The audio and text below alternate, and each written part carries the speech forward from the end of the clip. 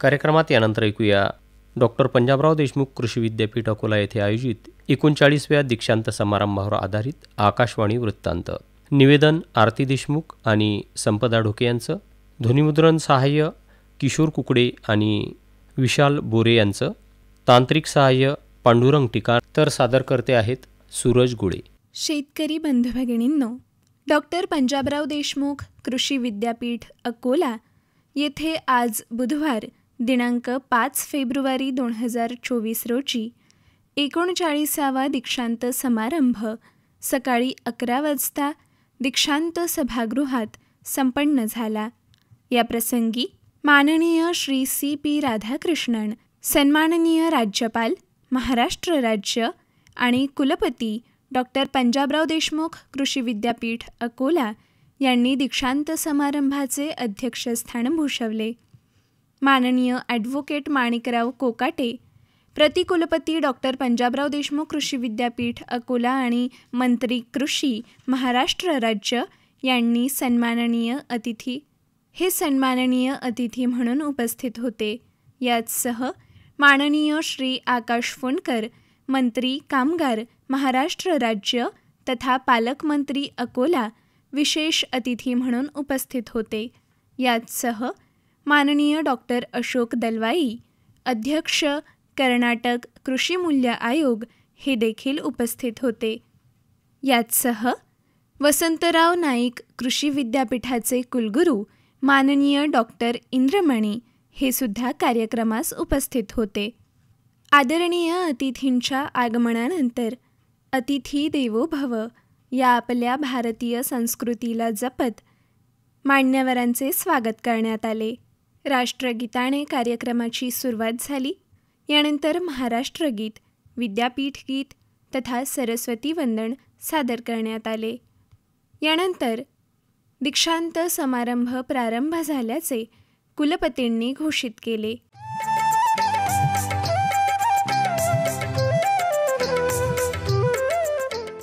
कार्यक्रमाचे स्वागतपर प्रास्ताविक भाषण माननीय डॉक्टर शरद गडाख, कुलगुरू डॉक्टर पंजाबराव देशमुख कृषी विद्यापीठ अकोला यांनी केले. संशोधन संदर्भात बोलत असताना विद्यापीठाने संशोधन करून विकसित केलेल्या 5 पीक वाण, 1 फळ पीक वाण आणि मिनी दाल मिल याचा महाराष्ट्राच्या अर्थकारणात किती प्रभाव पडला आहे आणि त्यामुळे शेतकरी बांधवांना झालेला फायदा त्यांनी नमूद केला. त्याचसह विस्तार शिक्षण कार्य नमूद करत असता विद्यापीठाने विदर्भातील प्रत्येक जिल्ह्यातील 1 गाव निवडून एकूण 11 गावांचा सर्वांगीण विकास साधण्यासाठी तसेच शेतकऱ्यांची सामाजिक आणि आर्थिक स्थिती सुधारण्यासाठी आदर्श गाव अर्थात मॉडेल व्हिलेज उपक्रम राबविला असल्याचेही त्यांनी सांगितले.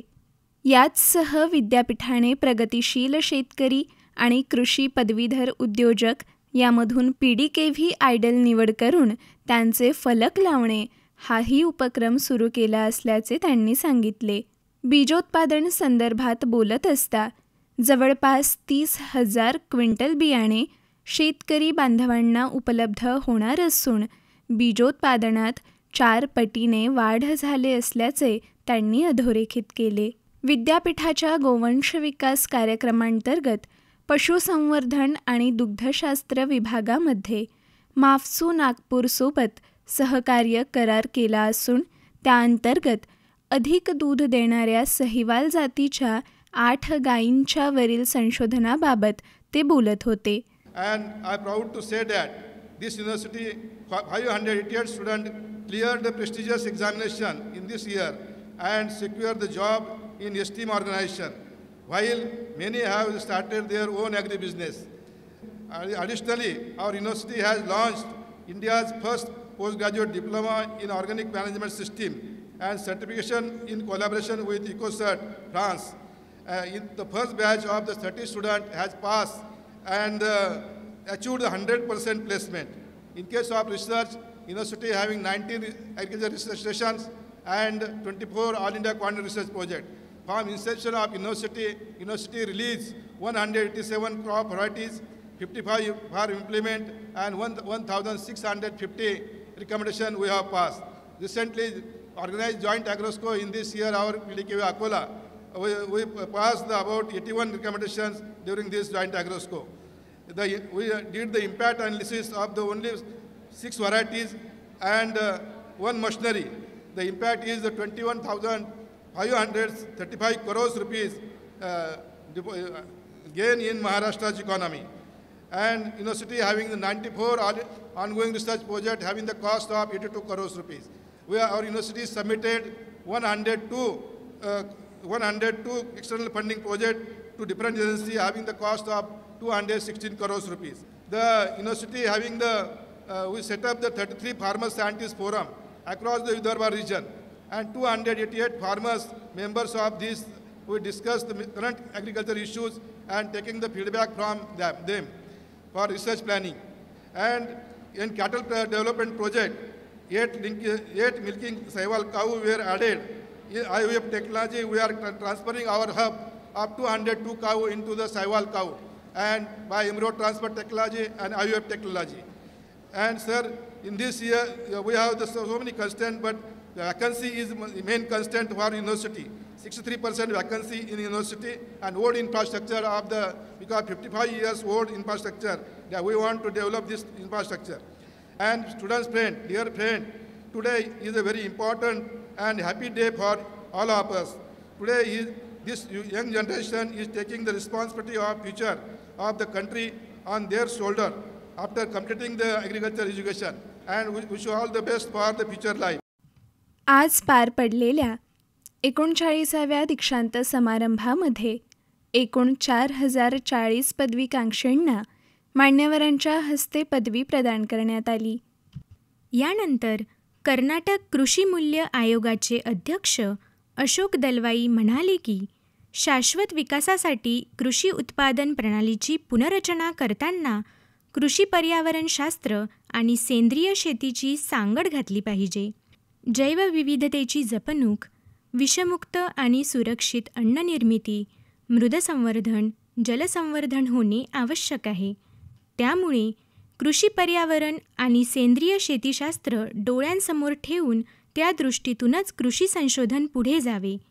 21व्या शतकातील संशोधनाची दिशा पर्यावरण संवर्धक असावी असे आवाहनही त्यांनी केले. तसेच गुरु शिष्याच्या नात्याची महती सांगताना ते पुढे म्हणाले, I would like to tell you that you need your gurus here as your teachers. Your primary school teacher may be your guru. If you already have had a guru, keep him in mind or her in mind. If you still do not have a guru, find one guru. A guru is who is going to hold you in life. That guru could be a simple teacher, he could be a simple farmer, he could be anyone who believes in righteousness, who believes in good ways of life, ethical, moral lives, as Honorable Governor gave you the oath today. Or it may be a good spiritual leader. So, go to spiritual masters and try to know the truth of life. What is the truth of life? Is it just to live, eat and live? Or live to do something? There's a difference between eat to live and live to do something on this earth. Go to spiritual masters and try to know the truth. Serve them humbly by asking questions. As Buddha said, don't accept anything without asking questions. You must doubt everything. Only then you are going forward. So serve them humbly by asking questions. Self-realized individuals can impart knowledge to you because they have understood the essence of truth. Right? If the purpose of life is to find truth, then you must have a guru in your life. And lastly, remember there are 4 things that you should keep in mind. I'm sure some of you have read the book Ikigai. I'm sure some of you have read the book Ikigai. Ikigai in Japanese is a good and happy life. Japanese secret to a long and happy life.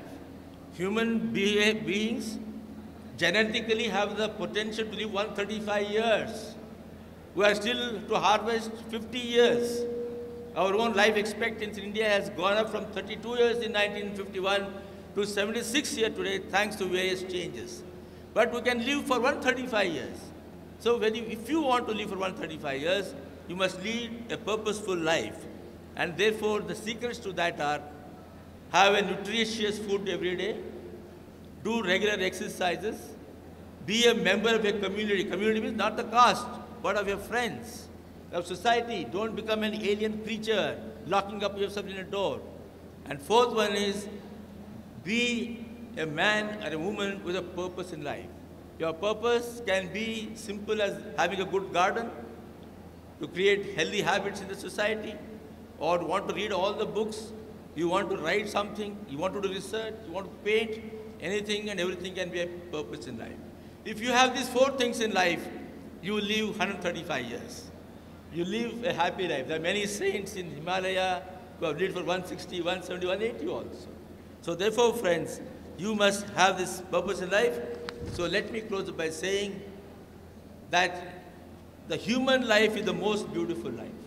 According to me, Swarga is here, Naraka is here. You don't have to search anywhere else.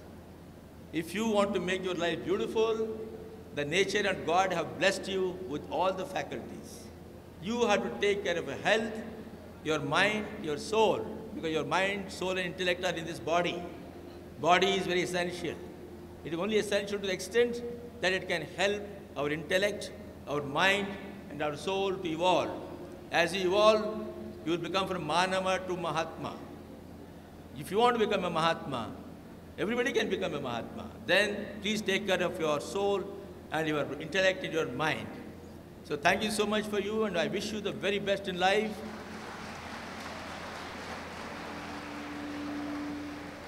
And let me once again congratulate the Honorable Vice Chancellor who gave me an opportunity to go around your campus yesterday. I was extremely impressed with the large number of new experiments, new initiatives which challenge the current system, whether it is in animal husbandry, whether using IVF, whether it is organic farming, whether it is value chain development, whether it is processing of millets across the domains of agriculture sciences. These universities are doing a great job. This is a fitting tribute to the Honorable Punjab Rao Deshmukh, in whose memory this university has been created. And I wish Honorable Vice Chancellor and all his colleagues sitting here the very best to make this university one of the top universities in the world. Under the national education policy, the government says our education system must be the best in the world. So let's all together try to do that. Lastly, I would like to thank the Honorable Governor and the Chancellor of this university who found me appropriate to come and address. Sir, my gratefulness to you for giving me this opportunity. I would like to thank the Honorable Pro-Chancellor, Honorable Minister Guardian Minister of this district, and of course, the university members of the Executive Council, everybody for giving me this opportunity and humbling me by letting me to be with you all. Thank you and namaskar. यानंतर आजच्या 39व्या दीक्षांत समारंभाचे सन्माननीय अतिथी माननीय advocate Manikrao Kokate, प्रतिकुलपती doctor Panjabrao Deshmukh कृषी विद्यापीठ अकोला आणि मंत्री कृषी महाराष्ट्र राज्य हे त्यांच्या मार्गदर्शनपर भाषणामध्ये पुढे म्हणाले. डॉक्टर पंजाबराव देशमुख कृषी विद्यापीठाच्या या 39व्या दीक्षांत समारंभासाठी व्यासपीठावर उपस्थित असलेले ज्यांच्या प्रमुख उपस्थितीमध्ये आणि ज्यांच्या हस्ते आपण हा दीक्षांत समारोह या ठिकाणी साजरा करतोय, सन्माननीय महामहिम राज्यपाल महाराष्ट्र राज्य तथा कुलपती महाराष्ट्र राज्य कृषी विद्यापीठे सन्माननीय CP राधाकृष्णन, सर्व सन्माननीय आमचे विद्यार्थी मित्र ज्यांना या ठिकाणी सन्मानित करण्यात आलं, ते सर्व विद्यार्थी, त्यांच्या या दीक्षांत समारंभासाठी उपस्थित असलेले सर्व पालकवर्ग, अत्यंत थाटामाटामध्ये हा या ठिकाणी समारंभ पार पडत आहे. मला कल्पना आहे आपल्या सर्वांना घाई झाली आहे बाहेर जाण्याची, कारण विद्यापीठाचा दीक्षांत समारोह संपल्यानंतर सर्वसाधारणपणे विद्यार्थ्यांना घरी जाण्याची जास्त घाई झालेली असते. कधी आपल्या मित्रांमध्ये, कधी आपल्या आईवडिलांमध्ये, कधी आपल्या कुटुंबामध्ये हा आनंद साजरा करतो, अशा प्रकारची भावना या ठिकाणी विद्यार्थ्यांच्या मनामध्ये असते. हा एक आनंदाचा क्षण आहे. या विद्यापीठातून चांगले शास्त्रज्ञ निर्माण व्हावे, चांगले कृषी खात्यामध्ये काम करणारे नॉलेज असणारे विद्यार्थी निर्माण व्हावेत, शेतकरी निर्माण व्हावेत, अशी मूळ धारणा माननीय पंजाबराव देशमुख यांची होती। आणि त्या दिल्लीला पहिलं प्रदर्शन भरवल्यानंतर जवळपास 2 कोटी लोक त्यावेळचे या ठिकाणी या प्रदर्शनाला भेट दिली आणि एक अनन्यसाधारण असं काम त्यांनी आपल्या राज्यामध्ये उभं केलेलं आहे। राज्यामध्ये नव्हे तर देशामध्ये उभं केलं आहे। मी स्वतःला फार भाग्यवान समजतो।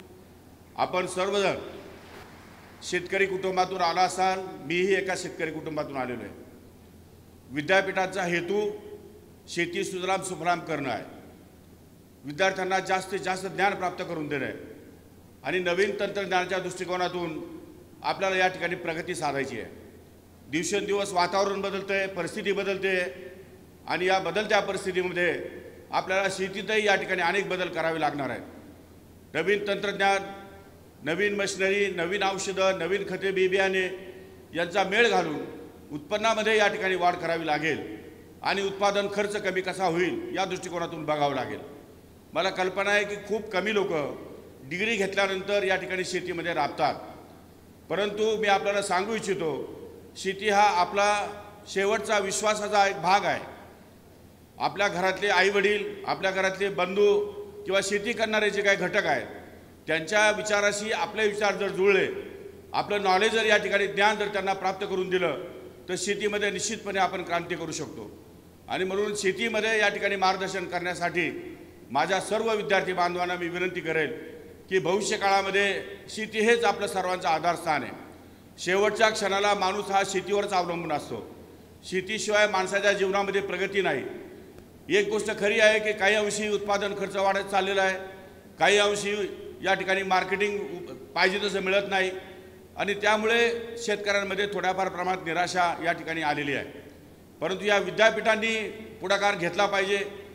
इंटरनॅशनल पातळीवरती आपण कुठे कमी पडत असू तर त्याची भर या ठिकाणी घातली पाहिजे आणि या विद्यार्थ्यांना नवीन तंत्रज्ञान उपलब्ध करून दिलं पाहिजे। त्यासाठी इस्रायलसारख्या देशातून, परदेशातून या ठिकाणी काही शास्त्रज्ञ या ठिकाणी आणून त्यांचं लेक्चर या ठिकाणी आयोजित केलं पाहिजे। काही विद्यापीठामध्ये जे असलेले प्राध्यापक आहेत, जे रिटायर झालेले आहेत किंवा व्हाईस चान्सलर आहेत जे रिटायर झालेले आहेत, त्यांच्या बुद्धीचा वापर करण्यासाठी हवर बेसवरती आपल्याला त्यांना कसं घेता येईल तोही विचार या ठिकाणी राज्य सरकार निश्चितपणे करणार आहे। त्यामुळे कुठल्याही परिस्थितीमध्ये शेतीमध्ये आमूलाग्र बदल झाले पाहिजे। आज महाराष्ट्र हा भारतामध्ये अग्रेसर शेतीमध्ये राज्य आहे आणि या राज्याची शेती ही प्रगतीकडे या ठिकाणी जाते। राज्य सरकार अत्यंत प्रयत्नशील आहेत की कुठल्याही परिस्थितीमध्ये शेतकऱ्यामध्ये स्थैर्य निर्माण झालं पाहिजे, शाश्वती निर्माण झाली पाहिजे, खात्री निर्माण झाली पाहिजे आणि मग त्या दृष्टिकोनातून अनेक बदल या ठिकाणी करण्याचं सरकारने या ठिकाणी मान्य केलेलं आहे। नुकत्याच आता नव्याने आलेलं AI टेक्निक हे या ठिकाणी शेतीमध्ये कसं वापरता येईल आणि AI टेक्निकच्या आधाराने आपल्याला शेती कशी सुजलाम सुफलाम करता येईल हाही विचार राज्य सरकारच्या मनामध्ये आहे। येणाऱ्या काळामध्ये अनेक नवीन तंत्रज्ञान, यंत्रसामुग्री आणि खते औषधाच्या निमित्ताने आपल्याला पुढे जाता येईल। परंतु मी आपल्याला सांगू इच्छितो, रासायनिक शेतीमध्ये उत्पादन जरी वाढलं तरी लोकांचं आरोग्य मात्र या ठिकाणी धोक्यात आलेलं आहे। त्यामुळे ऑर्गॅनिक शेतीकडे आपण जास्त वळलं पाहिजे, कमी खर्चामध्ये जास्त उत्पादन घेतलं पाहिजे आणि उत्पादन जास्त घेतल्यानंतर त्याला मार्केटिंगसुद्धा या ठिकाणी मिळालं पाहिजे। स्थैर्य जीवनामध्ये तेव्हाच प्राप्त होईल जेव्हा 2 पैसे शेतकऱ्याच्या खिशामध्ये जातील आणि त्यासाठी आपल्याला सर्वांना प्रयत्नपूर्वक या ठिकाणी काम करावं लागेल। विद्यापीठांनी सुद्धा हे आव्हान स्वीकारलं पाहिजे आणि इंटरनॅशनल लेवलला आपलं हे विद्यापीठ कसं जाईल या दृष्टिकोनातून त्यांनी प्रयत्न केले पाहिजे। मला खात्री आणि विश्वास आहे या राज्यातला शेतकरी हा देशात नंबर 1 नाही तर कदाचित जगात नंबर 1 पर्यंत या ठिकाणी जाण्याची शक्यता त्याच्यामध्ये आहे, त्याचं पोटेन्शियल त्या शेतकऱ्यामध्ये आहे। मी आपल्याला हेही सांगू इच्छितो की अनेक शेतकरी मित्र माझे असे आहेत जे अडाणी आहेत, ज्यांनी शिक्षण घेतलं नाही, जे कुठल्या विद्यापीठात गेले नाही, MSc नाही, ॲग्री नाही, BSc नाही, PhD नाही, परंतु अनेक नवीन प्रयोग आमच्या शेतकऱ्यांनी स्वबळावर या ठिकाणी निर्माण केले आहेत आणि अनेक उत्पादन या ठिकाणी वाढवली आहेत। यंत्रतंत्रामध्ये या ठिकाणी आमचे शेतकरी मागे नाही आहेत, पण त्याला ज्ञानाची जर जोड मिळाली तर आणखी प्रगती आपल्याला साधता येईल, आपल्याला पुढे आणखी जाता येईल आणि त्यासाठी आपण सज्ज व्हा, तयार व्हा आणि जास्तीत जास्त या ठिकाणी शेतीमध्ये कसं लक्ष घालता येईल किंवा आपलं ज्ञान शेतीमध्ये कसं देता येईल यासाठी आपण प्रयत्न करा। एवढंच या निमित्ताने मी सांगतो। आपल्या सर्वांना या पदवीदान दीक्षांत समारंभाच्या निमित्ताने आपल्याला ज्या मिळालेल्या वेगवेगळ्या प्रकारच्या डिग्रीज आहेत त्यासाठी मी आपलं सर्वांचं मनापासून या ठिकाणी अभिनंदन करतो आणि आभार व्यक्त करतो आणि थांबतो. जय हिंद, जय महाराष्ट्र. यानंतर सन्माननीय श्री CP राधाकृष्णन, राज्यपाल महाराष्ट्र राज्य आणि कुलपती डॉक्टर पंजाबराव देशमुख कृषी विद्यापीठ अकोला यांनी पदवीकांक्षींना मार्गदर्शन केले. कृषी पदवीधरांनी शिक्षण, तंत्रज्ञान, संशोधन यांचा वापर शेतकऱ्यांचे जीवनमान उंचावण्यासाठी आणि शेती क्षेत्राच्या प्रगतीसाठी करावा, असे प्रतिपादन विद्यापीठ कुलपती तथा राज्यपाल CP राधाकृष्णन यांनी केले. श्री राधाकृष्णन म्हणाले की ज्ञान मिळवणे ही सातत्यपूर्ण प्रक्रिया आहे. देशाच्या कृषी क्षेत्राला अधिकाधिक प्रगत करण्याची जबाबदारी नवपदवीधरांना पार पाडायची आहे.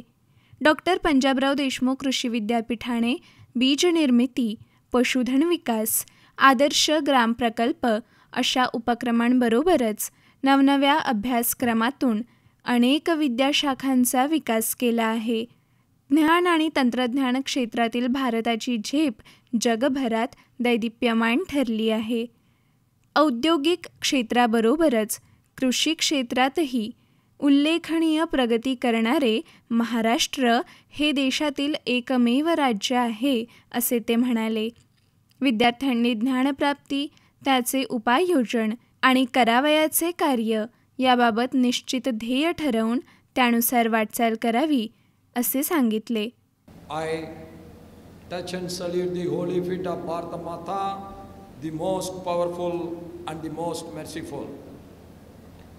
आज येथे उपस्थित सर्वांना माझा नमस्कारम.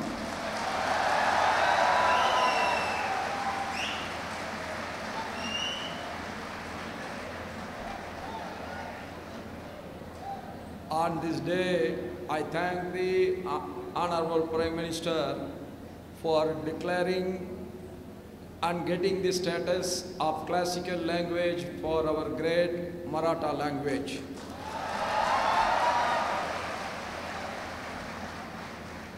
My dear rising stars of Mother Bharat, the young graduating students of today, it is a great honor and pleasure to stand before you today on the momentous occasion of the 39th convocation of Dr. Panjabrao Deshmukh Krishi Vidyapith Akola. This day you can never forget in your life. It looks an ordinary day today, but after 5 years, 10 years, 25 years, then you remember this day forever.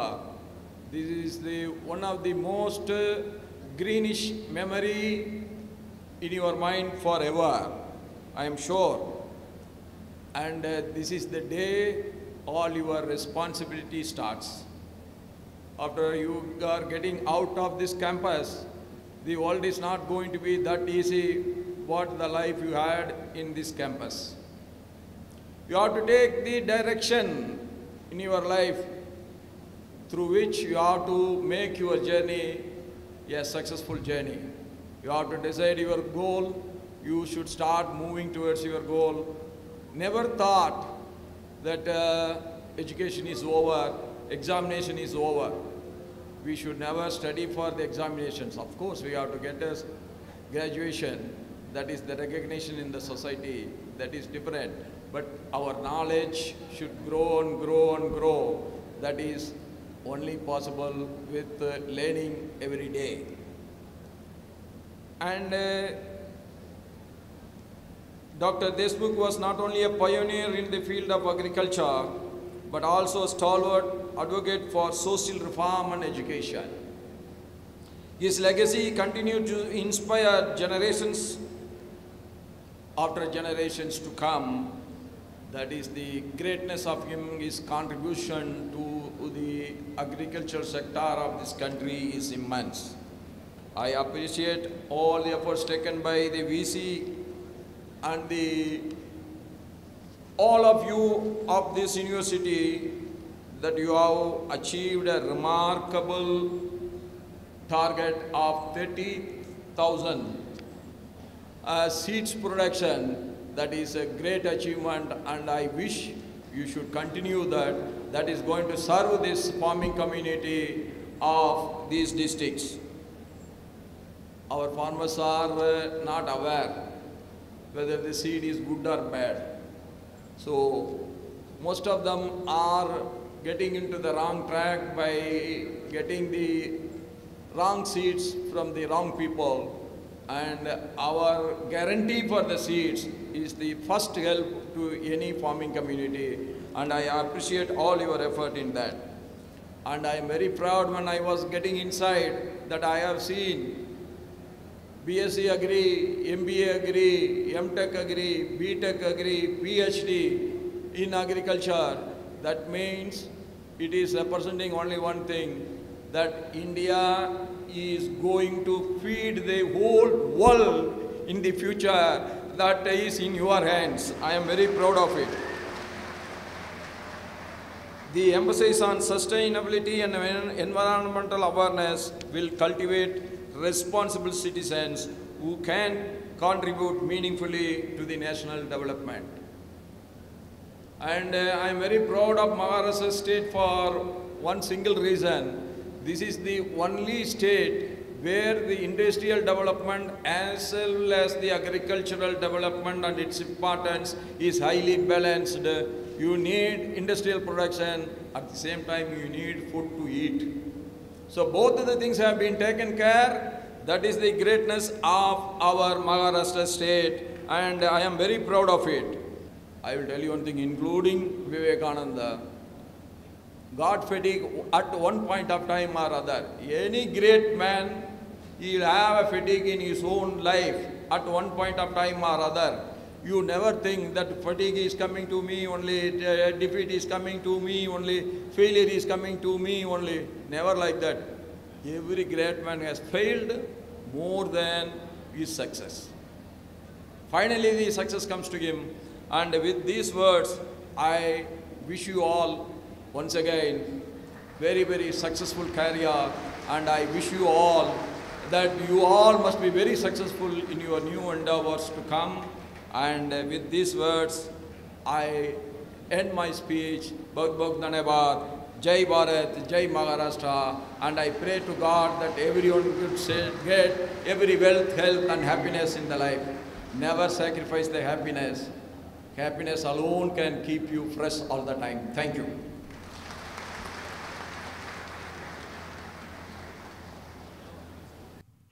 यानंतर दीक्षांत समारंभ समाप्त झाल्याचे कुलपतींनी घोषित केले आणि राष्ट्रगीताने कार्यक्रमाची सांगता झाली.